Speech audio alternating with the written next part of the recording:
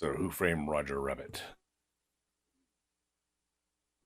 Rabbit sees stars, not birds. Stars! The director shrieked at Roger Rabbit. A ring of cartoon birds flew around Roger's head. Roger Rabbit, the star of countless Maroon cartoons, was in a daze. Huh?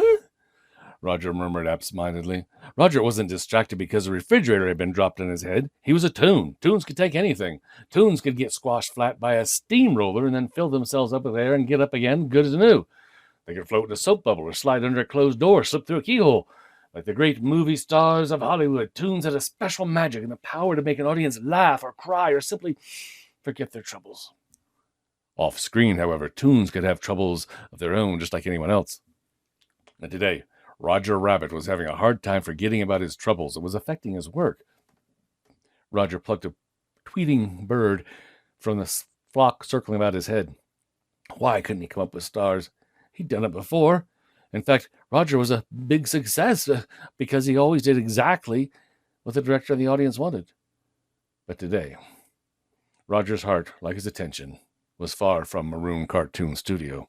Roger was heartbroken because of his sweetheart, Jessica. I'm a lovesick loon, a loony toon, a harebrained hare, to think that a gorgeous toon like Jessica could really love a silly rabbit like me, Roger wailed. Take 5, the director shouted. I can give you stars, Roger pleaded with the director. Don't worry about dropping a refrigerator on me. I can take it. I'm not worried about you, the director explained. I'm worried about the refrigerator. I can give you stars, Roger pleaded. Watch. Roger banged himself on the head with a frying pan. Exclamation points sprang from his head, then a cuckoo clock, but no stars. From the back of the soundstage, a private detective, Eddie Valiant, watched the zany rabbit disgustedly. Toons, he thought. I've had enough of them to last a lifetime. He jiggled pennies in the pockets of his worn-out trench coat. It was all the money he had in the world.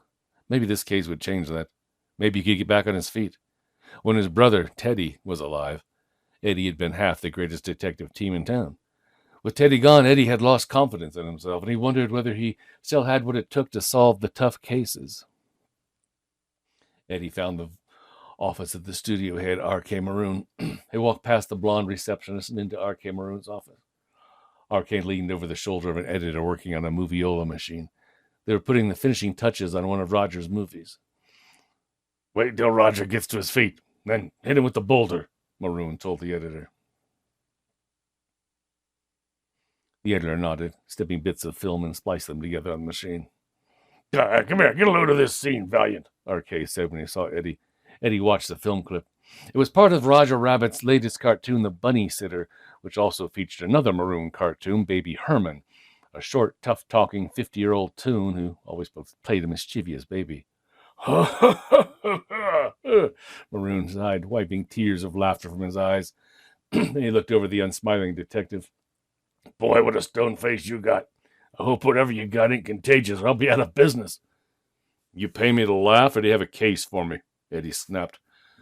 R.K. Maroon raised an eyebrow, but quickly explained the situation. Look, I'm $25,000 over budget on the latest Baby Herman cartoon. You saw the rabbit blowing his lines. He can't keep his mind on his work. Maroon tossed a copy of the Toontown Tattler onto Valiant's lap. Eddie scanned the front page article. Jessica, the girlfriend of Maroon cartoon star Roger Rabbit, was seen breaking breadsticks with an unidentified gentleman with lots of cash. Hair today, gone tomorrow. This column wonders if Roger and Jessica's days together are numbered. Pah! Valiant threw the paper back to Maroon. What's this got to do with me? Roger's all torn up about this gossip. Jessica's nothing but trouble. He thinks she's an angel. I want you to follow Jessica and get some pictures of her with his sugar daddy. Once the rabbit's wised up, and get back to work. I got a picture to finish, Maroon shouted. I don't work Toontown, Eddie stated. What's wrong with Toontown? Maroon asked. Everyone and his brother loves Toontown. Then you get everyone and his brother to do the job, Valiant said. He shuddered at just the thought of working in Toontown. Ha! Relax, Valiant. Nobody said you had to go to Toontown anyway. Jessica sings at a place called the Ink and Paint Club. It's a tune review, but the audience is strictly human. Like Kayaker, Maroon explained. Eddie stared out the window at the strange characters who filled the studio backlot. An alligator in a soldier's uniform marched past a fairy princess and a frog buying a meal at a lunch stand. Workmen unloaded wooden crates, snapped gag bear traps, gag rockets, gag slingshots. They dropped a crate labeled gag musical chairs, and a bunch of tune chairs playing musical instruments tumbled out, blaring a jazz as frantic workmen tried to round them up. Well? Maroon asked. It looked as if Eddie had sunk to the lowest rung in the private detective business, being a peeping Tom for tunes. Yeah, it'll cost you $100, plus expenses, Valiant declared. That's ridiculous, RK protested. Yeah, well, so's the job, Eddie returned. Eddie searched his pockets. Without 3 more cents, he wouldn't be able to get on the trolley, at least not in the usual way. He couldn't afford the fare. So Eddie sneaked onto the back of the red trolley as it moved down the street. Hey, don't you have a car, mister? Asked a dirty-faced kid hanging beside Eddie on the back of the trolley. Who needs a car? This city has the best public transportation in the world, Valiant replied. As they sped past the trolley terminal, Eddie pointed to the billboard on its roof, proclaiming, Los Angeles Pacific and Electric Railroad Car. The Red Car, America's finest public transportation system. Eddie noticed workmen with ladders and buckets and brushes on the roof near the sign, but the trolley turned the corner before Eddie could see what they were doing. The workmen, in fact, were pasting a sign over the Red Car billboard, a white sign emblazoned with a bright green 4-leaf clover. The smell of stale French fries and yesterday's onions greeted Valiant as he pushed inside the terminal cafe. Dolores, the waitress, looked up from behind the counter. Her heart fluttered when she saw Eddie. Hey, Dolores, Valiant said as he's sitting on one of the empty stools. He pulled Maroon's check out of his pocket and slid it across the counter. Put this toward what I owe you. Dolores studied the check, then whistled softly. Ooh, boy. R.K. Maroon, as in Maroon cartoons, Eddie?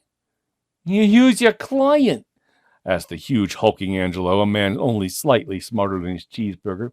What, did Screwy Squirrel hire you? Does little Bo Peep need help finding a sheep? Dolores glared at Angelo. Knock it off, Ange. As long as Eddie had a job, Dolores didn't care who had hired him. Eddie swiftly kicked the bar stool out from under Angelo, and as his chin hit the bar, Eddie grabbed Angelo's face in one hand and angrily said, I don't work for no tunes. Eddie went back to his own bar stool and looked around the restaurant and spotted a man passed out face down at a table with a bottle of whiskey by his head. He barely recognized Earl without his red car trolley uniform. What's with Earl?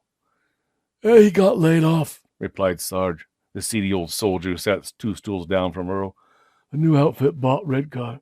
Some big company called Cloverleaf or something. For a moment, no one said anything. Eddie could hear Angelo chewing his burger and the coffee pot boiling over. Then a trolley car clanged past and Earl groaned.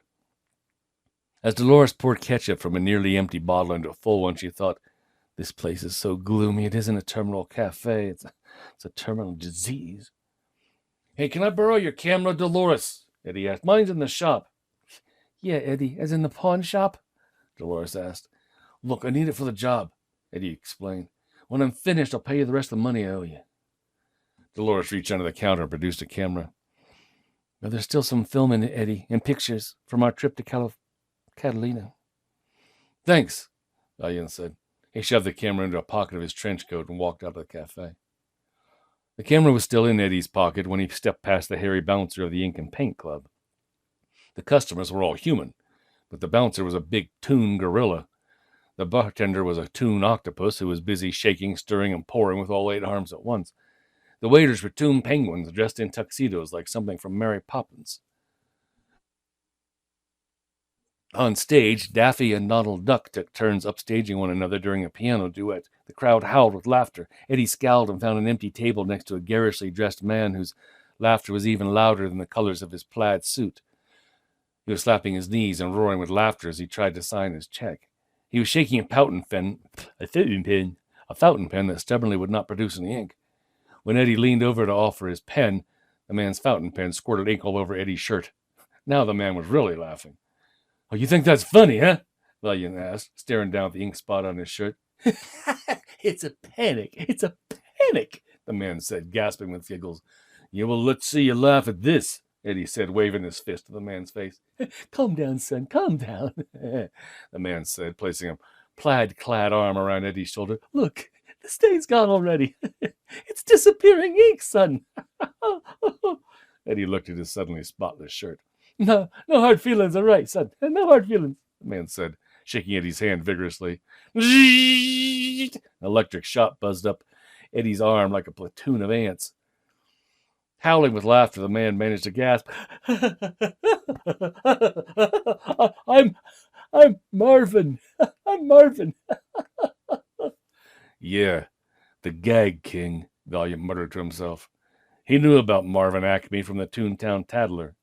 Marvin had bought Toontown with the money he'd made selling gags and novelties to cartoon studios.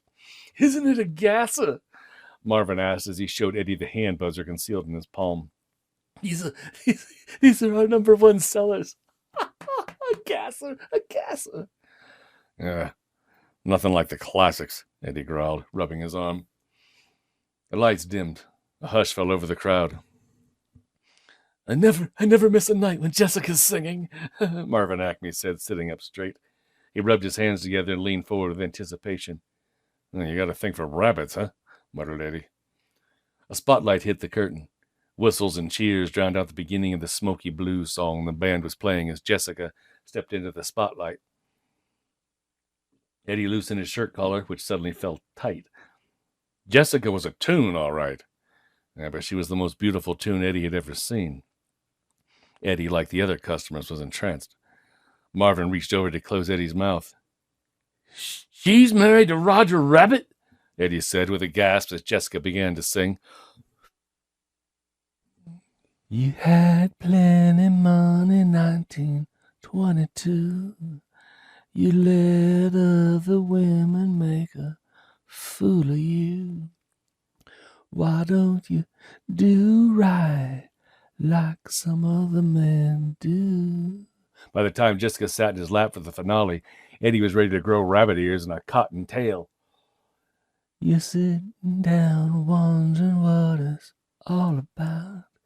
If you ain't got no money, they will put you out. Why don't you do right like some other men do? He barely heard the applause as she looked deep into his eyes and whispered, Thanks for the lap. Jessica jumped up and was gone long before Eddie could recover his senses. Then he saw Marvin head backstage with a bouquet of flowers. Eddie ran to follow him. He saw Jessica open the dressing room door and Marvin step eagerly inside. Eddie looked over his shoulder before crouching to peek through the keyhole. So far, all Jessica had done was put the flowers in water. Marvin was talking to her, and then, a furry hand grabbed Valiant's shoulder. Huh, what do you think you're doing, chump? Grunted the gorilla bouncer. Who you call a chump, chimp? Valiant asked. The bouncer responded by tossing Eddie out the club's back door. Ooga booga booga! Eddie yelled at the bouncers receding back. Eddie found himself in an alley behind the club. I've been thrown out of better joints than this, he called to the gorilla. Then as he brushed the dirt off his coat, he muttered that he'd also been thrown out of worse joints. Eddie walked under the open window to Jessica Rabbit's dressing room. He heard Marvin Acme. Oh, but Jessica, you promised. Oh, all right. But this time, take off the hand buzzer. Eddie reached into his pocket for the camera and climbed up on a crate to peer into the window.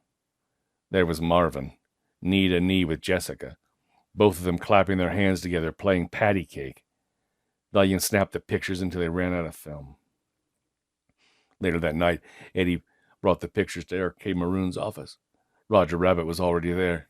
Roger ranted like a mad March hare. Patty cake! Patty cake! Not patty cake! I don't believe it! I won't believe it! I can't believe it! I shan't believe it! Believe it, kid, Valiant declared. I took the pictures myself. She played patty cake. Roger sobbed. His thin white shoulders shook and big toon ears sprang from his eyes. But Jessie, she's the light of my life, the apple of my eye, the cream in my coffee. Well, you better start drinking it black, kid. Looks like Marvin's taking her cream now, Eddie snapped. I thought he was my friend. It's hard to believe, R.K. agreed. Marvin's been my friend and neighbor for 30 years. R.K. handed Roger a shot glass of whiskey. Now drink this, son. It'll make you feel better. Roger tossed the drink down his throat with a big gulp. His ears flew straight up in the air. Steam shot out of them with a deafening whistle, and his eyes popped out of his head. You're better off without her, Valiant told Roger. A good-looking guy like you, the dames will be breaking down your door. Roger couldn't believe what he was hearing. He leapt up onto Maroon's desk and grabbed Eddie by the lapels. Dames? What dames? Jessica's the only one for me. You'll see. We'll rise above this piddling peccadillo. There's only one woman in the world for me. Roger shrieked wildly. Then he jumped off the desk and crashed through the window, leaving a rabbit-shaped hole. Eddie looked at Roger's silhouette in the window. He sighed. Well, at least he took it well. Every time Eddie opened the door to his office, a flood of painful memories swept over him. On the frosted glass in the door were the words Valiant and Valiant, Private Investigation. There was a picture of a knight on a white horse below the letters. Inside the office, Eddie looked at his brother Teddy's empty chair, the double desk they used to share, and the walls covered with pictures taken during their days together as Toontown heroes. Yeah, those were the good old days. Days when Eddie knew how to laugh. Days when he used to take off his shoes before he fell asleep. Those days were gone forever, or so it seemed. Eddie sat down at his desk. Feeling tired, he leaned back and closed his eyes, and soon he drifted off to sleep. Eddie's dreams were interrupted by the crash of his metal wastebasket on the linoleum floor. He raised his head and came face to face with Lieutenant Santino of the Los Angeles Police Department. Hey, says Santino, where'd you come from? Valiant grumbled. Holy cow, Eddie. If you needed money so much, why didn't you come to me? Santino said. What, so I took a few pictures. So what? Yeah, well, thanks to your amateur photography, Valiant, I've got a stiff on my hands, Lieutenant growled. Marvin the Gag King is dead. The rabbit dropped a safe on his head last night. Clumsy, Eddie commented. Jealous is more like it. Get your hat, Valiant. You've got some explaining to do, Santino barked. The scene of the crime buzzed with busy policemen dusting for fingerprints and searching for clues amid the cartoon clutter in Marvin's gag factory. 2 white-coated men from the coroner's office ran after some squeaking Toon shoes that had escaped from a spilled crate. A couple of reporters on the scene played with Toon mallets that had spring-loaded boxing gloves inside them. Yeah, it's just like a Toon to drop a safe on some guy's head, grumbled Santino. Then noticing Valiant, he muttered, sorry, Eddie. Valiant shrugged his shoulders and followed Santino to the chalk outline the police had drawn around Marvin's body. The gray metal safe was wide open, but before Eddie could look inside, one of the detectives slammed it shut. The detective grabbed the rope that was dangling from the factory ceiling. He scraped off a sample of yellow paint and carefully dropped it into the envelope. What's that? Valiant asked. Paint from the rabbit's glove, the detective replied. Not that it's any of your business. Valiant rubbed his chin. Something about this case stinks. Why is everyone so sure the rabbit's guilty? Eddie smelled an intoxicating perfume, and he heard a sultry voice call his name. Mr. Valiant? He turned to see Jessica, who slapped his face so hard he got whiplash. I hope you're proud of yourself and those pictures you took. Eddie was still reeling from it when 2 men shuffled past carrying a stretcher.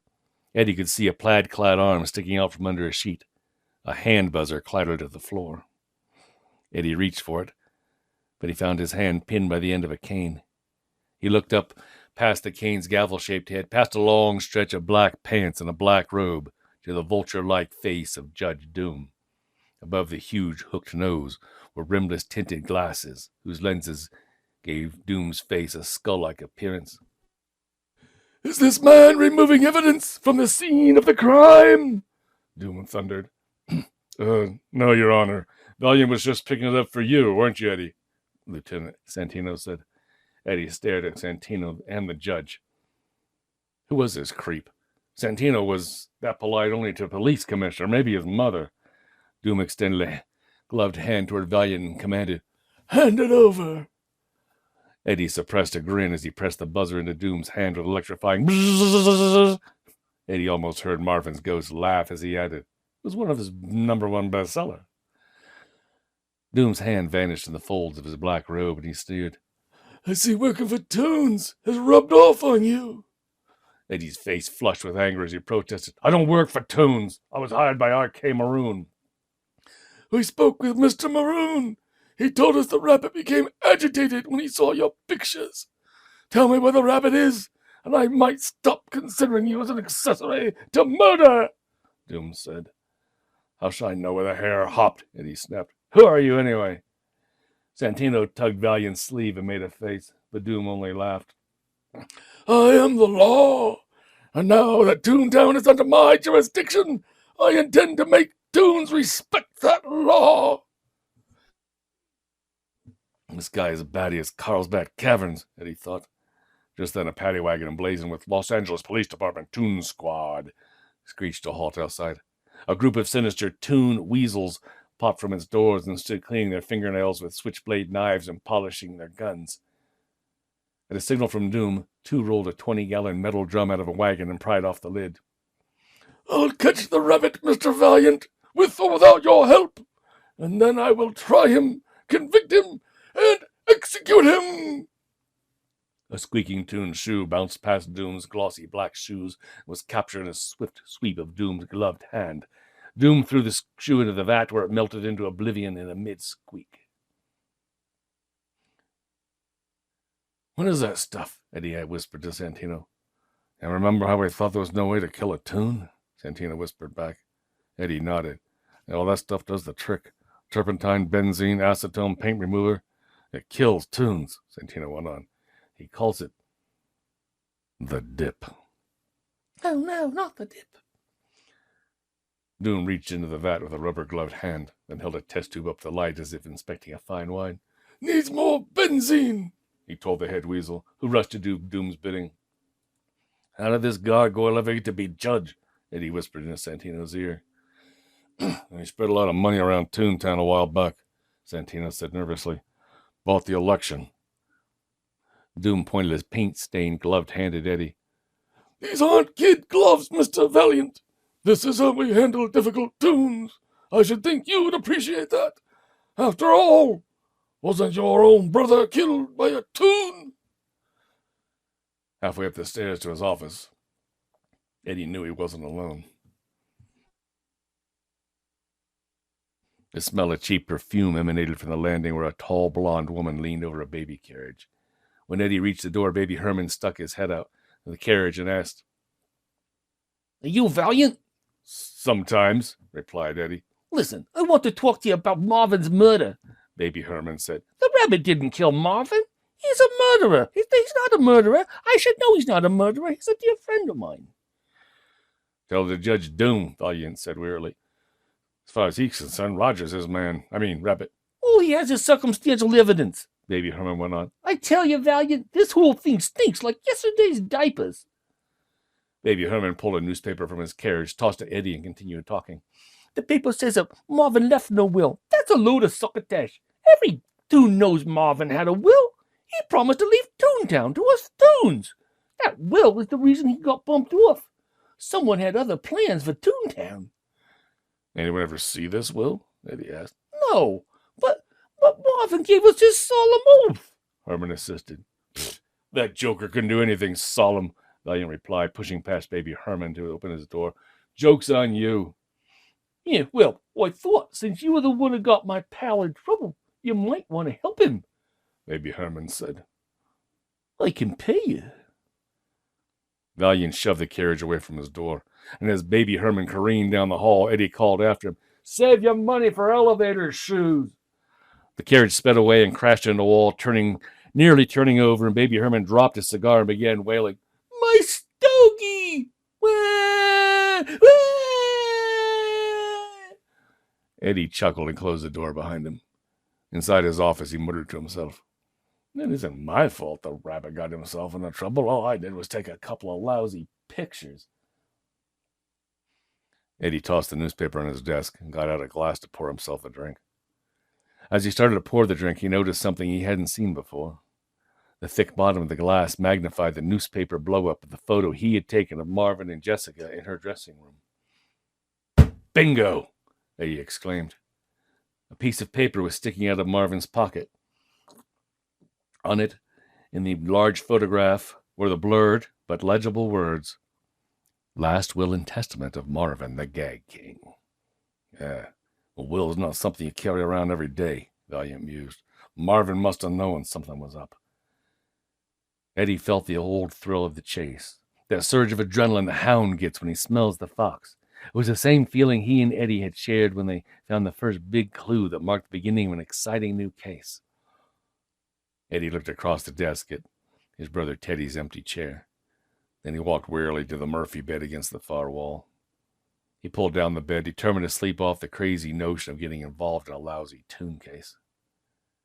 The hell with it, Eddie said with a sigh, dropping onto the bed. And then he screamed. Roger Rabbit screamed, too. For a moment, the detective and the Toon Rabbit stared at each other, nose to twitching nose in the bed. Eddie recovered his voice first. "How did you get in here?"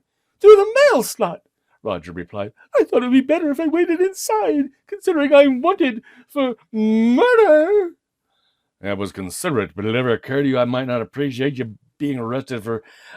getting me arrested for aiding and abetting a criminal?" Valiant retorted, grabbing the rabbit by the ears and dragging him to the door. "But I'm innocent," Roger protested. "Sure, I wanted to win Jessie back, but not that way." When Eddie tried to open the door, Roger stretched his arms and legs across it like a spider clinging to his web in the wind. "After I left you at Maroon, I went to Jessica at the Ink and Paint Club." Valiant gave up on the door and pulled the rabbit instead. "She was on stage, so I wrote her a love letter." Roger snapped off the frame like a broken rubber band, sending the two of them tumbling backward. Eddie stood and brushed himself off, then looked at Roger skeptically. "You mean in a jealous rage you went and wrote Jessica a love letter? I suppose you used lipstick on the mirror?" Eddie sneered. "Lipstick, yes. Mirror, no. I found a nice clean piece of paper in her dressing room," Roger said, pulling a lipstick-scrawled page from his pocket. "Dear Jessica," he read, "how do I love thee? Let me count the ways. 1, 1,000, 2, 1,000, 3, 1,000. Before Roger could reach 4, 1,000, Eddie snatched him by the ears, threw him out the door, and slammed it hard. 7, 1,000, 8, 1,000. Roger recited as he slid back into the mail slot. "Obviously, a love letter of such power and sensitivity must be read in person, so I went home to wait for Jessica, but the weasels were waiting for me, and so I ran." "If you're innocent, why did you run?" "Well, I'm a rabbit." Eddie had to admit he had a point. Besides, all along he'd had the hunch the rabbit was innocent. But that didn't mean that he, Eddie Valiant, was going to get mixed up in some loony Toon case. "Get out and stay out, or I'm calling the cops," Eddie growled, grabbing the telephone. "Go ahead, call the cops," Roger huffed. "I came here for help, and what do? You turn me in. Thanks for nothing." And with that, he stalked to the door, threw it open with a flourish, and slammed it behind him. "That's the closet," Valiant said with a sigh. When there was no response, Eddie opened the door and found Roger Rabbit, dressed in his trench coat and hat. Playfully, Roger snapped one end of his set of handcuffs on Eddie's wrist and the other on his own. "Eddie Valiant, you're under arrest!" Roger exclaimed. Then, seeing Eddie's face darken with rage, the rabbit quickly added, "Just kidding." "You idiot," Valiant said angrily. "I lost the key to those cuffs." Tires screeched outside. Roger ran to the window, dragging Eddie with him. "It's the Toon Patrol!" Roger shrieked. Toon weasels poured out of the paddy wagon carrying butterfly nets and Toon violin cases. "Get out of here," Eddie groaned. "You've got to hide me, Eddie! You've got to hide me!" Roger pleaded. Valiant tugged at the cuffs and nodded. "I've got better things to do than wait for a locksmith in Doom's Toon tank." Weasels silhouetted in the frosted glass demanded, "Open up, in the name of the law!" Eddie looked around the room frantically. What would Teddy have done at a time like this? He would have panicked, Eddie thought. Eddie was doing that just fine on his own. The weasel gave up knocking and started pounding. Don't make us play rough, Valiant. We just want the rabbit. Since he was already white, Roger turned pea green with fear. This rabbit couldn't murder a marshmallow, Eddie thought to himself. But Marvin sure didn't drop a safe on his own head. So who? You been forewarned! The weasel shouted as before blasting the door with a burst of machine gun fire. Suddenly there was a huge hole in the door. The weasel stepped warily into the empty office and then followed the sound of Eddie's whistling to the bathroom. Guns ready, they flung the door open. Valiant turned to them over a sink full of suds and said coolly, Hello, boys. I didn't hear you come in. Weasels swarmed all over the bathroom, checking behind the toilet and the shower curtain. All right, where's the rabbit? The chief weasel demanded. What? You mean the rabbit with the orange pants, the buck teeth, big floppy ears, and clodhopper feet? Eddie asked. Yeah, the weasel snapped impatiently. Haven't seen him, Valiant replied. The chief weasel regarded the soapy water suspiciously. What you got in there? My lingerie, Eddie answered, pulling a dripping sock from the suds and throwing it onto the towel rack. Search the place, boys, the chief weasel commanded, and leave no stone unturned. While the weasels tore up the office, Valiant pulled his other hand out of the water, the one with the cuff. A soapy, blue-faced rabbit came gasping to the surface. Eddie covered the sound with a yawn, exclaiming, wash day is so tedious.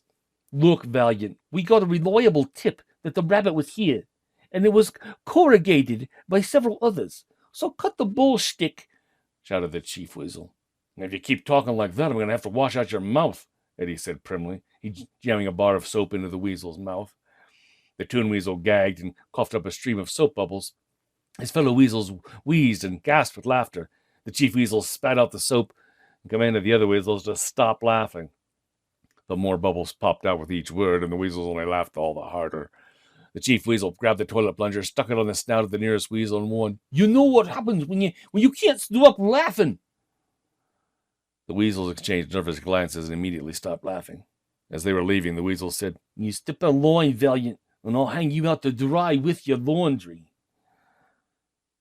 As soon as the door slammed shut, Roger shot out of the water and gave Eddie a big, wet toon kiss. Oh, Eddie, you saved my life. How can I ever repay you? Roger asked breathlessly. Valiant wiped his mouth disgustedly. God. For starters, don't ever kiss me again. At the Terminal Cafe, Dolores was listening to the radio, dreamily humming along with the music. Suddenly the program was interrupted by a news bulletin. Newsflash, Hollywood. Citywide toon hunt for Roger Rabbit, suspect in the slaying of Marvin the Gag King. Police describe him as cute, cuddly, and psychotic. When the cafe door swung open, the down-and-out regulars all turned at once to look at the new arrival. It was Eddie, with a squirming bulge of Roger Rabbit in his trench coat. Hey, Eddie, you made the front page today, Sarge called. He waved the paper at Eddie. Yeah, I read it, Eddie snapped, brushing past Angela and walking towards Dolores. He took his hand out of his pocket and shook the handcuffs. I need to get out of these, he whispered to Dolores. She raised an eyebrow and stepped out from behind the counter and walked to the back of the restaurant. Dolores turned a broken light fixture sideways, and a wall panel rotated to reveal a secret back room. Inside the musty room were cases of ketchup, mops, and cleaning supplies, broken chairs, tools, and other assorted junk. While Dolores looked for a hacksaw, Roger sprang from Eddie's coat and explored his surroundings. He discovered a peephole that looked into the cafe.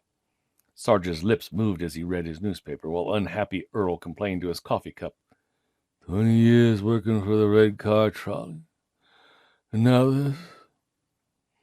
I thought you said you'd never take another toon case. You have a change of heart? Dolores asked, handing Eddie a hacksaw. Nothing's changed, Eddie grumbled. Somebody made a patsy out of me, and I'm going to find out why. If I let Doom have Roger, this case will be closed faster than you can say turpentine. Valiant sawed feverishly the cuffs and then barked at Roger. Hold still, you're blocking my light. Roger quietly slipped his paw out of the cuffs and stepped out of the light. Better? He asked from across the room. Yeah, Eddie muttered, sawing a few more strokes before it hit him. He looked up. You mean you could have taken your hand out of those cuffs at any time? Eddie demanded. No, not at any time. Only when it was funny. If Valiant had been a toon, steam would have hissed out of his ears. Luckily, he wasn't a Toon. Is he always this funny, or is it only when he's wanted for murder? Dolores asked sarcastically. My philosophy is, if you don't have a sense of humor, you're better off dead, Roger explained. You may have your wish unless I can find out what happened to Marvin's will, Valiant said. What will? Dolores asked. Fill me in. Baby Herman told me that Marvin was going to leave Toontown to the Toons, Eddie began. But the way I figured, Marvin's neighbor, R.K. Maroon, wanted to turn Toontown into Maroon Town. So he hatched a plan with Jessica to bump off Marvin, frame the rabbit, and destroy the will. Jessica would never... Oh, that's perfect, Dolores interrupted. Except for one thing, Eddie collaborated. I don't think they got the will. This morning I noticed Marvin's safe was still open. You could drop one of those things from Mount Everest and it wouldn't open. Somebody went to the trouble of cracking it, and my guess is they came up empty-handed. Dolores smiled. Here was the old Eddie Valiant, the guy she had fallen in love with so long ago. Anything I can do, Eddie? Dolores asked. Yeah. Better check probate court. See what the word is on Marvin's estate. Dolores nodded. You think Maroon's going to bid on the property? That's my hunch. Oh, and one more thing. Dolores, can Roger stay here? He's not going to do anything crazy, is he? She and Eddie turned to the rabbit, who had taken a file from the toolbox and stuck it through one ear and out the other. With a look of ecstasy in his face, Roger dragged the file back and forth as if scratching his brain. Before she could answer, Eddie kissed Dolores and was gone.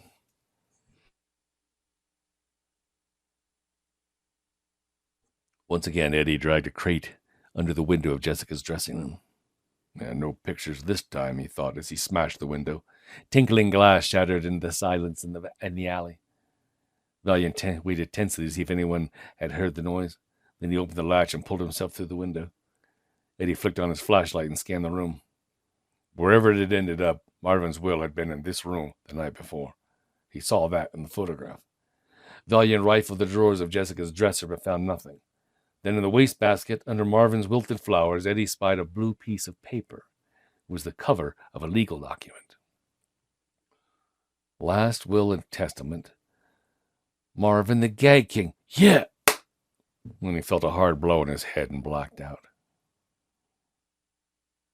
When Eddie came to, he rubbed his eyes and realized it wasn't a dream.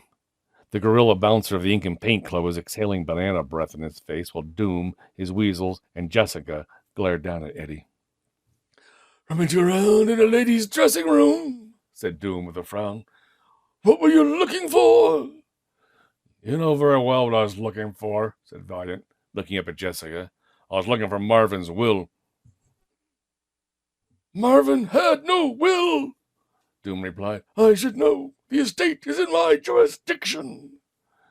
He had a will, all right. She and R.K. Maroon killed him for it, then she double-crossed him. Eddie went on pointing a finger at Jessica. You have the wrong idea about me, Mr. Valiant. I'm not really bad. I was just drawn this way. You've expressed some imaginative allegations, Doom hissed at Valiant. Do you have any proof? Not yet, Eddie conceded. And no sign of your imaginary will, Doom asked with just a trace of a smile. Well, I found the cover it came in, replied Eddie. He reached into his pocket, but the blue envelope was gone. Ha! They must have taken it. They? Doom asked. They who? Someone else was here looking for Marvin's will, said Eddie. Don't you mean... Yes, don't you worry about this supposed will, said Doom. We'll handle this our way. The Toon way. As he strolled back to the Terminal Cafe, Eddie realized that he was racking up quite a criminal record on this case. Accessory to murder, harboring a fugitive, breaking and entering. Just like the good old days, he thought. Even if he hadn't found the will, Valiant felt he was getting close to the answers. He waved at Dolores, who was approaching the cafe from the other end of the street. Hey, what's the word, Hummingbird? Eddie crooned. Maroon isn't after Toontown like you thought. It's Cloverleaf, Dolores said. They put in the highest bid. Then she pointed to the new sign that covered the red car billboard on the roof of the trolley terminal, proclaimed, Cloverleaf, for a smooth ride into the future. And unless the will shows up by midnight, Eddie, midnight tonight, Cloverleaf will own Toontown. Eddie stared at the bright green 4-leaf clover, amused. First they buy the red car. Now they're after Toontown. I don't get it. Listen. Is that music coming from the Terminal Cafe? Dolores asked. Eddie heard faint sounds of honky-tonk music and singing, and he exclaimed, Roger! Valiant and Dolores raced to the restaurant, found Roger entertaining the regulars with his own special song and dance routine. The zany rabbit made up words as he went along, working his way down the line of frowning faces, teasing and tumbling until he coaxed a smile out of each one, even Earl. My buddy Eddie V, as I would push a C, but when I'm done, he'll need no gun, 'cause a joker he will be. C, D, E, F, G, H, I love to raise some cane, believe me, it's so strange. I feel so great to smash a plate, and look, there is no pain, no pain, no pain, no pain. Valiant grabbed Roger by the ears, threw him into the back room, and scolded him. Why, you crazy Toon, I've been out there risking my neck for you, and you're in here singing and dancing. It's my calling, Roger replied. My purpose, my reason for living. Tunes are supposed to make people laugh, and those people needed some laughs, Eddie. Well, we'd be laughing when they turn you into the cops. That bum Angelo would rat on you for a nickel. Not Angelo. He's my pal. Why, because you made him laugh? Yes, laughter can be a powerful thing. Sometimes it's the only weapon we have in life. Valiant's hands were clenched in furious fists. Before the argument could go any further, a red light flashed over the door. Eddie threw Roger on the floor and rushed to the peephole. He could see Judge Doom and his weasel standing in the doorway of the cafe. I'm looking for a murderer, Doom announced, holding out a gloved hand at counter height. A Toon rabbit about so high. There's no rabbit in here, Dolores said defiantly, so don't harass my customers. I didn't come here to harass, Doom answered. I came here to reward. He stepped to a blackboard that listed the day's specials, and where it said cheese dip 50 cents, he wrote rabbit dip. A hush fell over the crowd when Doom replaced the 50 cents with $5,000.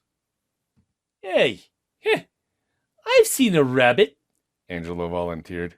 Eddie turned to Roger. His look said, I told you so. A rabbit with orange pants, buck teeth, big floppy ears, and clawed upper feet, Angelo continued. Where did you see this rabbit? Doom shouted impatiently. In the movies. He's funny, Angelo said. The terminal regulars burst out laughing, while Doom fumed. He stared at them menacingly until the laughter died down. Silence gripped the room except for the grating sound of the record player stuck at the end of a record. Judge Doom whirled around and grabbed the record off the player. He read the label triumphantly. The merry-go-round broke down. Huh! Then Doom declared, quite a loony selection for a bunch of bums like you. The rabbit is here. I know it. Doom sailed the record across the room right into the weasel's mouth. The weasels laughed wildly until Doom silenced them with a nasty look. The weasels then produced Toon crowbars, sledgehammers, and picks. Would you want us to tear the place apart? The chief weasel asked. That won't be necessary, Doom said with a sneer. The rabbit will come to me. Judge Doom rapped his gloved knuckles on the counter in a familiar rhythm. Dun, dun, dun, dun, dun. Shave and a haircut, Dolores thought as she recognized the rhythm of the knocking. Doom walked around the restaurant, tapping on the rhythm on the tables, walls, and closet doors. Then he cackled. No Toon can resist the old shave and a haircut trick. Valiant watched Doom through the peephole. I don't know who's crazier, Doom or you, he said to Roger. But when he looked over at Roger, he saw that the rabbit's knees were shaking and he was sweating heavily. There was fear in Roger's eyes. Dum, dum, dum, dum, dum. The knocking came nearer. Roger bit his fingernails, and now his knees were knocking. Roger started moving toward the secret door. An unseen force was pulling him. He couldn't resist it. Don't you do it, Valiant hissed, making a desperate grab for Roger's ears. Doom had reached the false panel in the back wall. shave, and a haircut, he said loudly. Roger streaked past Eddie. He crashed to the wall and shouted the rest of the jingle. 2 bits! Doom smiled and grabbed Roger. He held Roger's ears firmly and grinned at Eddie through the rabbit-shaped hole in the wall. Arrest that man! He ordered his weasels, who eagerly stepped forward to grab Valiant. He didn't have anything to do with this, Your Honor, Roger told Doom earnestly. He never even hated me. He never abetted me. He doesn't even know me. Let him go. Doom chuckled. We'll see the Valiant later. Right now I'm in the mood for an execution. 2 weasels scurried obediently out the door. Hey, this is America, Earl protested. The rabbit's got rights. Yeah, what's about his trial? Yeah, Angela demanded. Doom snapped his fingers. The chief weasel handed him a briefcase and announced, Oyez, oyez! The court is now in session. Doom opened the briefcase, and 12 Toon kangaroos popped out, neatly arranged in a little jury box. As the terminal regulars stared in stunned silence, Doom rapped his gavel-head cane on Roger's skull to begin the trial. The defendant is charged with the cold-blooded murder of a human, Marvin the Gag King. How do you find the defendant? Doom asked the jury. 12 baby kangaroos popped out of their mothers' pouches, each holding a letter to spell out Y-O-U-A-R-E-G-U-I-L-T-Y. You are guilty. Guilty as charged, Doom concluded, snapping the briefcase shut. Case closed. On cue, the 2 weasels returned with a steel tub filled with sloshing green liquid. And for this terrible crime, I sentence you to the dip, Doom declared, dangling Roger above the tub. Hey, doesn't the prisoner get a last request? Valiant asked, looking for any way to delay Roger's demise. Yeah, Dolores agreed. It's only right the condemned man get a last drink. I'm feeling generous today, so go ahead, but make it quick. Eddie held out a double bourbon to Roger. Happy trails, buddy. No thanks, Eddie. I'm trying to cut down. Drink the drink, Eddie insisted. But I don't want the drink. You do. I don't. You do. I don't. You do. I don't. You don't. I do. You don't. I do. You don't. Listen, when I say I do, that means I do! Roger shouted and grabbed the drink from Eddie and sloshed it down his throat with a big gulp. His eyes grew huge, his head swelled up like it was going to explode, his ears flew straight up in the air and steam shot out of them with a deafening whistle, breaking every bottle in the joint and knocking Judge Doom flat. Eddie battled the weasels, and just as the judge stood up again, Eddie grabbed Roger and kicked over the tub of dip. The weasels and even the judge recoiled in horror from the hissing green liquid spreading across the floor. Eddie and Roger ran out of the cafe and dived into the front seat of the Toon paddy wagon. There's no damn key! Roger Valiant exclaimed desperately. Just then, Eddie and Roger heard a deep voice from the back of the paddy wagon. Hey, you weasels, get me out of here! I gotta make a living! Benny! Roger exclaimed, recognizing the voice of the Toon cab locked in the back of the paddy wagon. Open the back, Eddie! Roger said, jumping out. We've got a ride! Eddie pried off the paddy wagon's lock to the cheers of a comical assortment of captive Toons who quickly made their escape. Nice going, Benny told Roger, winking one head like, Who's the human? Eddie Valiant, meet Benny the cab. Benny, meet Eddie. Roger replied cordially. Can we speed things up? Valiant urged and Roger jumped into Benny's back seat. Get us out of here, Eddie shouted. Benny's grill was twisted into a mischievous smile. He revved his engine and sped down the street. Angry weasels coughed in a cloud of Toon dust as they piled into their paddy wagon.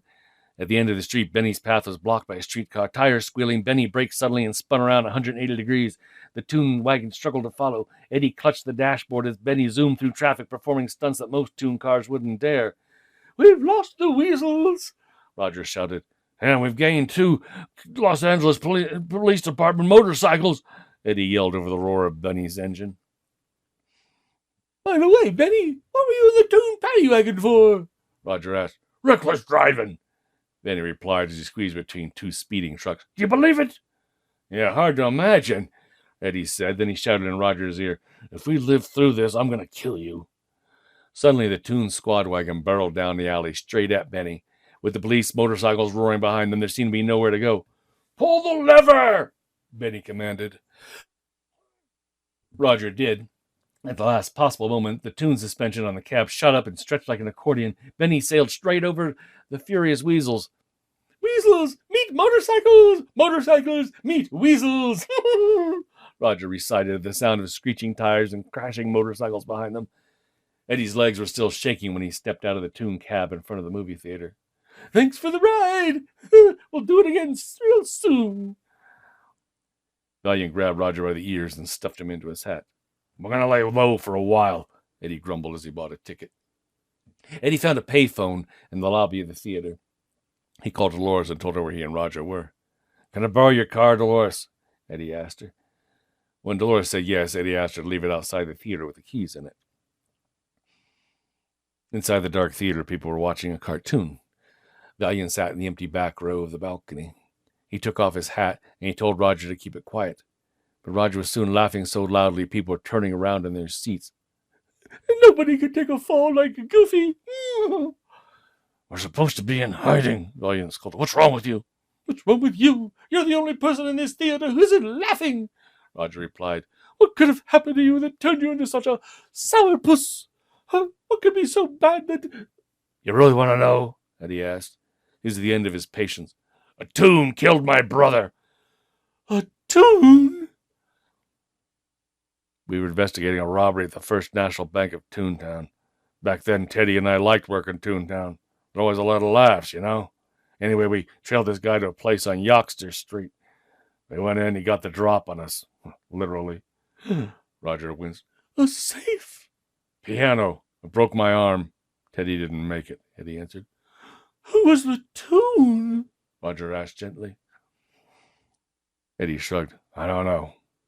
All I remember is him standing over me, laughing, those burning red eyes, and a high, squeaky voice. He disappeared into Toontown. I finally gave up looking. That's the story. Are you happy now?" Roger sobbed. "That's terrible. Now I know why you hate me so much. If a Toon killed my brother, I'd hate me too." "Stop crying," Eddie said. "I don't hate you." "Yes, you do, or you wouldn't have yanked my ears." "I'm sorry I yanked your ears, okay?" "All the times you yanked my ears?" Roger persisted. "Yeah, all the times I yanked your ears." Roger's ears lifted and a smile lit his silly face. "Thanks, Eddie. I feel better now." Roger extended his paw, and they shook on it. Just then the cartoon ended and the newsreel came on. "In California," the announcer said, "Cloverleaf Oil was on the move this week, buying 2 important Hollywood companies, the Red Car Trolley and Maroon Cartoon Studio." On the screen, R.K. Maroon happily displayed a check for $3.5 million. Eddie nearly jumped out of his seat. Roger stared at him, confused. Eddie got up, and Roger quickly followed. "I had it all wrong," Valiant explained as he worked his way through the lobby to the phone. "I thought Maroon wanted to buy Marvin's land. What he really wanted was to sell his own. But Cloverleaf wanted Maroon's studio, so Marvin's gag factory. It had to be a package deal or Cloverleaf wouldn't buy." Roger scratched his ears. "R.K. Maroon, please," Eddie yelled into the phone. Then with his hand on the receiver, he said to Roger, "If R.K. Maroon wants his $3.5 million, he's going to have to sweat for it." Eddie told R.K. on the phone he had Marvin's will, and they arranged to meet. Then Eddie and Roger left the theater. They found Dolores' car out front, got in, and headed for Maroon Studios. By the time they reached the deserted studio, Roger had broken into a cold sweat. His knees knocked together, his buck teeth chattered, and he fretted. "Maroon might get mad when he finds out you don't have the will." "You just cover my back, all right?" Valiant snapped, slamming the car door. Roger flung himself onto Eddie's back, clinging to his coat till the detective peeled him off. "I mean, stay here until I get some answers." Roger paced in front of the car nervously and muttered, "My jaw's set, my ears to the ground, my eyes are peeled. No one gets the drop on me." Suddenly, a tin frying pan came down on Roger's skull with a resounding bong. Roger was out of cold. His body was dragged off and dumped into the trunk of a nearby car. Meanwhile, R.K. and Eddie enjoyed a lively discussion in Maroon's plush office. Boom, just like that. "Have you got the will?" R.K. demanded. "Sure," Eddie lied. "Question is, have you got the way? It isn't going to come cheap." "Okay, hard case. How much?" Maroon snapped. "Let's see. Your take was $3.5 million," Eddie began. "Don't get the wrong idea," Maroon protested. "I was going broke. I had to sell. I'd never done it if I knew what they were planning. I can still stop it if you give me the will." "What plan?" Eddie asked coolly. R.K. shot him a suspicious glance. "Show me the will. I want to see it now." "Fancy talk for a murderer." "I'm a cartoon maker, not a murderer," Maroon declared. "Sure, I was desperate. Maroon's studio was failing. I had a chance to sell Cloverleaf, but they were only buying if Marvin sold his gag factory, too." Eddie yawned and said, "Tell me something new." Well, I thought I could persuade Marvin to sell if I came up with some incriminating photographs of him and Jessica. Jessica was willing to help because I told her I'd fire Roger if she didn't," Maroon added. Valiant scratched his head thoughtfully. "All right, let's pretend I believe you. What's Cloverleaf going to do with the land? Drill for oil?" "It's worse than that. Cloverleaf is out to destroy Toontown and all the Toons," Maroon said, his eyes darting anxiously around the room. "Unless the will shows up by midnight tonight, Toontown is going to be a free—" Arcade froze in mid-sentence as a dozen Toon weasels popped out of hiding places all around his office. Suddenly, Maroon vanished, leaving Eddie to dive for the door and wonder, free what? Free lunch? There's no such thing. Land of the free, home of the depraved? As the weasels searched the office, Eddie ran down the hall. Outside, Eddie discovered things were just as confusing. Roger was nowhere in sight. Eddie spotted Jessica's car speeding out of the parking lot. Eddie jumped into Dolores' car, floored the gas pedal, and drove off in pursuit. Valiant's stomach knotted in fear as Jessica's car raced into the Toontown tunnel. He chased Jessica through the streets he hadn't seen since he and Teddy had walked them together. Jessica finally stopped and got out of the car. She glanced over her shoulder and started down the street. Meanwhile, Roger had come to and found himself in the trunk of Jessica's car. He began screaming, "Let me out! Let me out! Let me out!" Eddie heard Roger and released him from the trunk. Then he handcuffed the groggy rabbit to the steering wheel of Dolores' car. "What's with the cuffs, Eddie?" Roger asked. "I'm going after Jessica. She's into this up to her pretty little neck, and I don't want you to be confused about who's your pal," Eddie said. Before Roger could speak, Valiant ran after Jessica. He followed her through what seemed like an endless dark maze of Toontown alleys and back streets. And just when he thought he'd lost her, Eddie heard a noise and turned around, bumping into Jessica's back. They both screamed. "You've been wrong about me, Mr. Valiant," Jessica said when she'd caught her breath. "Yeah, so I keep hearing. Let's start with why you bonked the bunny and work backward from there." "I was afraid Roger would get hurt," Jessica explained. "I knew he wouldn't come with me willingly, and the studio was crawling with weasels to get him. It was Doom who killed Marvin." "Why didn't you tell me that before?" "I didn't know if I could trust you," Jessica said. "Marvin wasn't sure who was with Doom. He was awfully scared that night in my dressing room. That's why he brought me his will." "Where is the will?" Valiant asked. Jessica shrugged her beautiful shoulders. "When I opened the blue envelope, the only thing inside was a blank piece of paper." Marvin was a joker to the end, Eddie thought. "Let's go back. I'm worried about my Roger," Jessica urged. When they got back to the spot where Dolores' car had been, all that was left was a crumpled bumper. Jessica groaned. "That's what you get for leaving Roger alone with a car. He loves to joyride." "At a time like this?" Eddie exclaimed, suddenly noticing they were surrounded by weasels. Valiant looked from one mob of evil-looking weasels to another. Luckily for Eddie, Benny the cab screeched up at that very second. "Need a lift?" he asked. Jessica and Eddie jumped in, and Benny sped toward the Toontown tunnel. Unknown to Benny, a dark figure waited in the tunnel with a giant steel drum. A well-polished black shoe kicked over the drum to spill a slick of dip into Benny's path. Benny skidded when he hit the hissing liquid. His rear tires smoked, then evaporated. He squealed out of control and crashed into a street lamp. Benny's headlights went out. The brave Toon cab was knocked out. Eddie and Jessica were hurled from the cab onto the roadway. The Toon patrol wagon screamed into the tunnel. And the weasels popped out and surrounded them. "An unfortunate accident," Doom purred from the shadows. "Don't just stand there. Help them," he told the weasels. "Yeah, no thanks. We'll wait for the automobile club," Eddie joked. "Oh no, I insist you ride with me, Mr. Valiant," Doom protested. "You'll enjoy attending our ribbon cutting at the gag factory." The weasels threw Eddie and Jessica into the wagon and drove off. A few minutes later, Roger drove into the Toontown tunnel. What was left of Dolores' car. Benny winked a headlight and called to Roger. "Benny?" Roger asked, barely recognizing him. Benny hobbled over on his axles. When Benny saw Roger's handcuffs, he popped open his trunk and found bolt cutters, then clipped the rabbit free. "Doom's got Valiant and Jessica," Benny said. "He took them to Marvin's factory." "Get Dolores," Roger told Benny. "We're going to need help."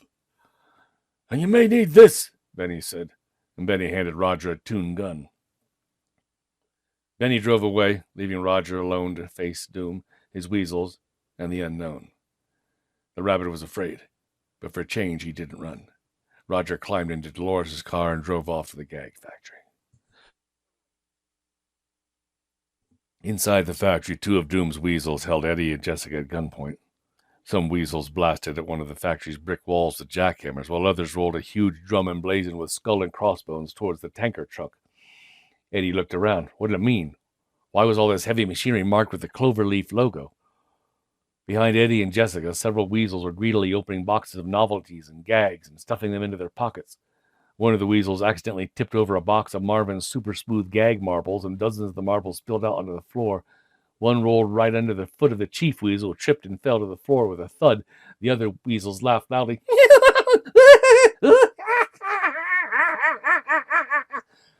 "Quiet, you idiots!" Doom commanded. The weasels instantly fell silent.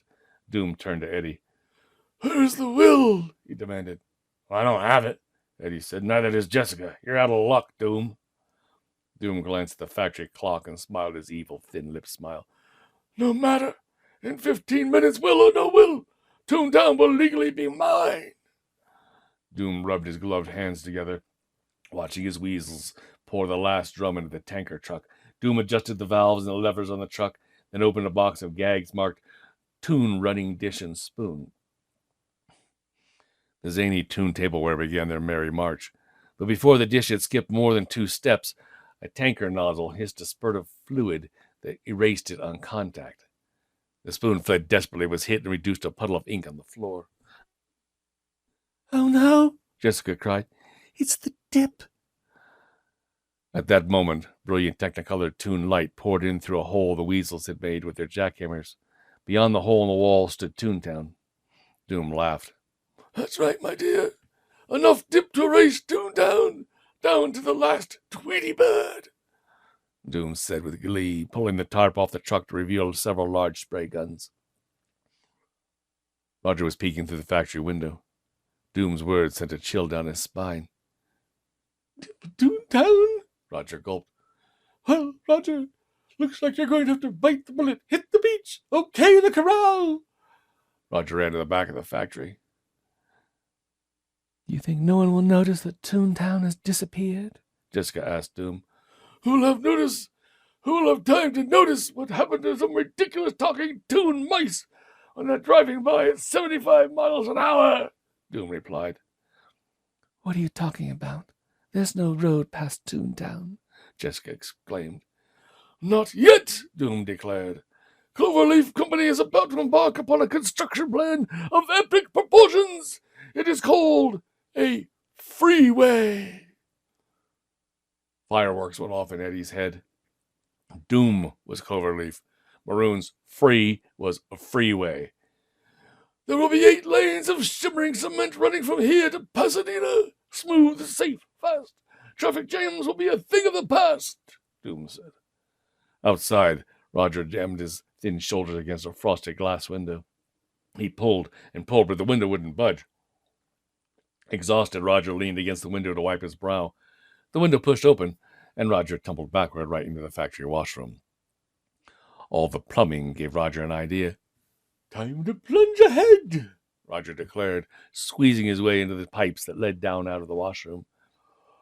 Eddie was still facing Judge Doom with anger in his eyes. "So that's why you killed Marvin?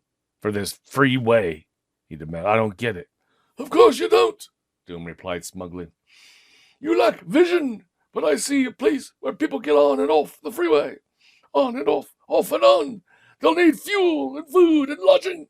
Soon, where Toontown once stood, there'll be a string of gas stations, motels, restaurants, car dealerships, cloverleaf gas stations, cloverleaf motels." Eddie interrupted him. "No one's going to take your lousy freeway and they can ride the red car to Pasadena for a nickel." "They'll drive. They'll have to. I bought the red car so I could dismantle it. Soon there will be more freeways crisscrossing all of Los Angeles.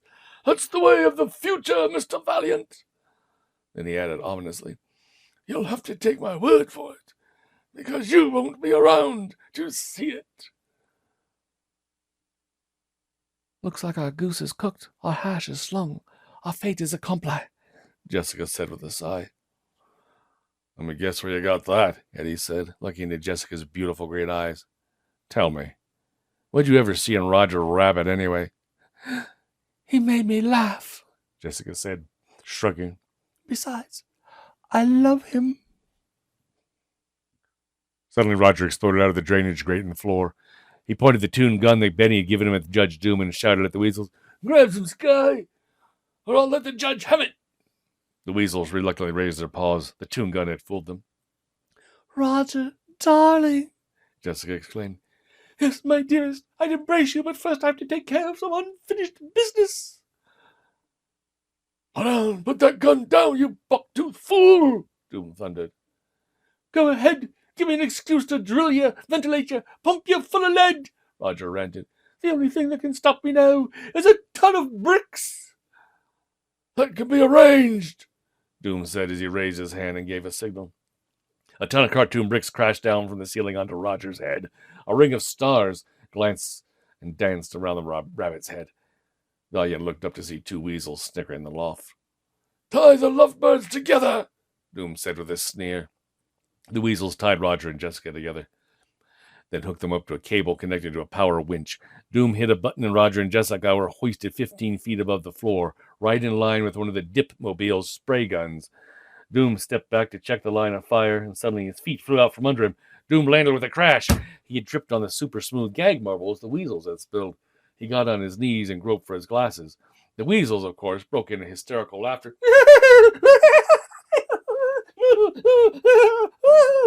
Eddie's hand moved toward the gun that held the nearest laughing weasel. "He's going for a gun!" Doom shrieked. The weasel pulled back his weapon. Addressing all the weasels, the judge said, "One of these days, you idiots are going to laugh yourselves to death." "Shall I dispose of him right now, boss?" the weasel with the gun asked. "Let him watch his toon friends get dipped. Then shoot him." Doom stalked off. The weasels scrambled on to the Dip-Mobile, started up the engine, flicked the power switches. One climbed to a turret with a spray gun and aimed the gun at Jessica and Roger Rabbit. "I want you to know I love you, Roger," Jessica cooed. Roger lifted his chin nobly and observed, "Be comforted in the knowledge that as we face the grim Dipper, our fate will run together for eternity, my dear Jessica." Eddie noticed one of Marvin's jukeboxes behind him. He stepped over to it, hit it with his elbow, and suddenly a nutty song started playing. To the amazement of everyone, especially Roger, Eddie burst out singing, strutting and dancing like the looniest tune, making up the rhymes as he went. "Now Roger is his name, and laughter is his game. Come on, you dope, untie his rope and watch him go insane." Roger called out delightedly, "Keep it up, Eddie! You're killing him! You're slaying him! You're knocking him dead!" "This singing ain't my line. It's tough to make a rhyme. If I get stuck, I'm out of luck and I'm running out of time," Jessica called out. Eddie continued, "I'm tired of taking falls. I'm bouncing off the walls. Without the gun, I'd have some fun. I'd kick you in the crash." Just then a huge vase fell on Valiant's head. "Nose!" Roger called out. "Nose?" asked the weasel. Kick you in the nose? That don't rhyme with walls. Eddie was back up. No, but this does, he shouted and kicked the weasel between the legs and sent it flying into the vat of dip. Laughing hysterically, the weasel on the turret collapsed onto the trigger. The cannon sprayed back and forth like a lawn sprinkler. The weasel behind the wheel fell onto the gear shift, and the truck lurched forward. Eddie heaved the last laughing weasel into the discharging dip. The weasel disappeared with a hiss. Before Valiant could release Roger and Jessica, Doom used a giant gag mousetrap to catapult through the air and land on Eddie's back. Eddie and Doom rolled off the truck, landing separately. I never should let those idiots guard you, Doom hissed with a wicked smile. His cane split to reveal a long, gleaming blade. Eddie reached into a nearby crate, hoping to find something he could use as a weapon. To his surprise, he pulled out a sword and yanked it from its scabbard. I've got you under my skin, the sword crooned.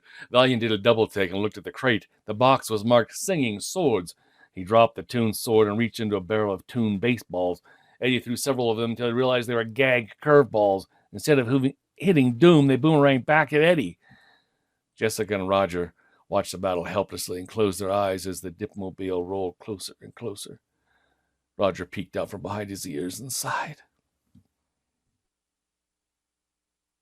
The truck struck a pile of boxes, and the spray gun swung the other way. Doom advanced towards Eddie, his pale vulture-like face twisted in a hideous imitation of joy. Valiant found a huge Toon magnet which pulled the blade from Doom's hand with a clang. Cue the Dagmar. Valiant's triumphant smile froze on his lips as he realized the magnet was drawing him inexorably toward the stronger source of attraction, a giant metal Ferris wheel behind him. Soon Eddie found himself clamped to the Ferris wheel by the magnet. Doom laughed as he climbed onto the seat of a cloverleaf steamroller and drove toward Eddie. Valiant struggled to lift the powerful magnet, but it wouldn't budge. But then he glimpsed a box of Marvin's portable cartoon holes and strained to reach it.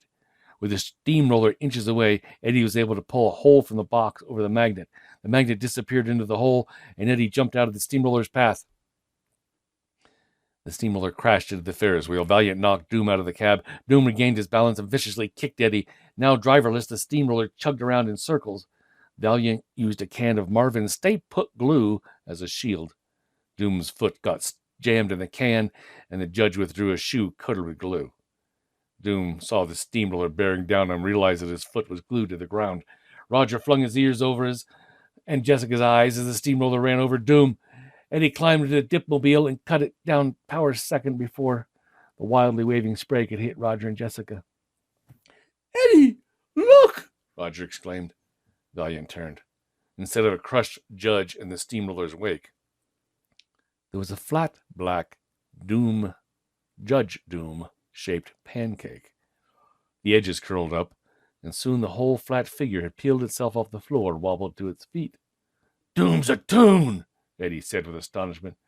Surprised? Doom asked, staggering to a nearby oxygen tank. Not really. That lame-brained freeway idea could only have been cooked up by a Toon. Not just any Toon, Doom said. He stuck the oxygen valve in his mouth and reinflated himself. Doom's glasses cracked and fell to the floor. His teeth shattered out of his mouth like broken china. His fake eyeballs popped out to reveal evil, red Toon eyes. Remember me, Eddie? Doom said in a high-pitched voice. When I killed your brother, Teddy, I talked like this. Eddie stood paralyzed just as he had that day, staring into those same hideous red eyes. But this time, Valiant rushed at Doom. The evil Toon turned his fist into an anvil to deliver a bone-crushing punch. Eddie staggered, and Doom slammed him onto Marvin's desk. With his last ounce of strength, Eddie's hand found the gag knockout mallet the reporters had played with during the investigation of Marvin's murder. He pointed at the dipmobile and pulled the trigger. A boxing glove on a giant spring flew across the room and activated a dip spray gun. A green flood of dip gushed over Doom in a deadly wave. Help! I'm melting! As his scream faded, Doom dissolved like a melting candle, or a wicked witch, and all his evil schemes died with him. The Toon Patrol, Dolores, and Benny arrived, accompanied by baby Herman and an assortment of other Toons. Eddie, you're hurt, Dolores exclaimed, seeing a dark stain growing on his shirt. Valiant stared at the stain. He didn't feel hurt. Then he remembered. It's not blood. It's ink. Marvin Acme squirted me the other night. But why is it coming out now? Eddie wondered. Roger read the label on a bottle on Marvin's desk. Disappearing, reappearing, ink. Gives you enough time to get away from the victim so he doesn't punch you in the nose. Guaranteed to reappear when the coast is clear. Roger read. What a genius Marvin Acme was! Oh! Baby Herman was angry. If he was so smart, why didn't he leave his will where we could find it? Toontown's still in danger. Valiant's face lit up. He had an idea. Hey, Roger, why don't you read that love letter you wrote Jessica at the Ink and Paint Club that night? Roger found the note and began to read. Dear Jessie, how do I love thee? Let me count the ways. I, Marvin the Gag King, being of sound mind and body. Hey, Eddie, it's the will! Roger shouted out. A crowd of Toons gathered in the factory. They cheered, and when they heard the rest of the will, Marvin's will gave Toontown to the Toons in gratitude for all the laughter they had given the world. Speaking of laughs, Roger said, that was some song and dance you did for the weasels, Eddie. Do you think your sourpuss days are over? Only time will tell, Eddie replied. Well, put her there, pal, Roger said, and he shook Eddie's hand, which was jolted by a tidal wave of tingles. Roger grinned as he held up his hand and showed Eddie the hand buzzer in his palm. Valiant did not look amused. He grabbed Roger by the neck. Roger looked scared. Then Eddie gave the rabbit a big, noisy kiss. And everyone laughed. It had been many years since Eddie had enjoyed a good laugh. It felt good. And Eddie got the feeling that if Roger Rabbit had anything to do with it, there would be many more laughs in the future. And suddenly, the future looked a lot brighter.